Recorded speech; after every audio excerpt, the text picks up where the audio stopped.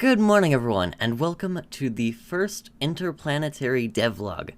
Here I will be reviewing some of the progress that I have made since the last, though in this case that would be the introduction. Today I'll be covering some of the working prototypes and unfinished concepts for features that will likely be in the final version of Interplanetary. First, we will begin with the features I have completed. There's not a lot here due to holdups in production, though.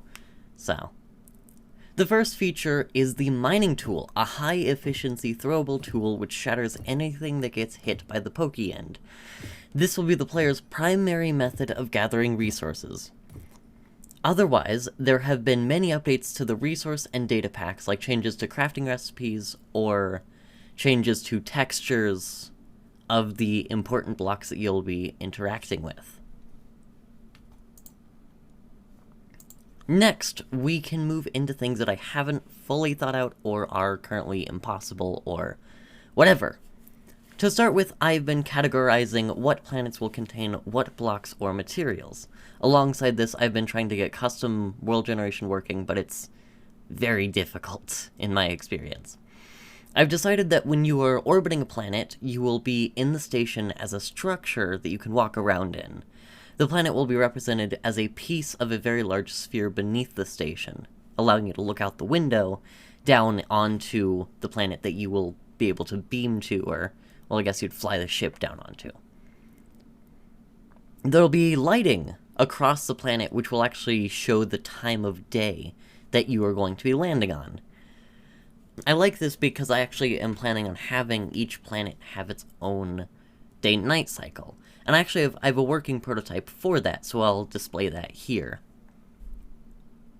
Within the station, there will be an upgrade. There'll be many upgrades you can give to the station in theory, but one in particular allows you to have the weld chamber, where you can make iron and steel tools. Those steel tools will be harder to get because you need a blast furnace, and that will be...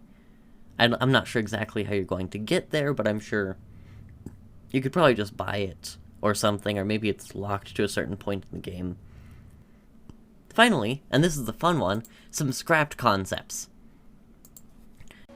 I've decided against actually including the breaker tool, since you can actually create basic wood and stone tools already.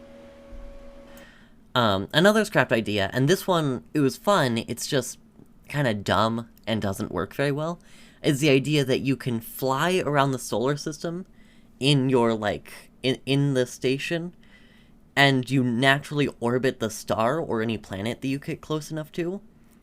The issue is that it's very clunky, and if I wanted to make it very smooth, then, I'd have to do a whole bunch of other things, so it didn't end up working out.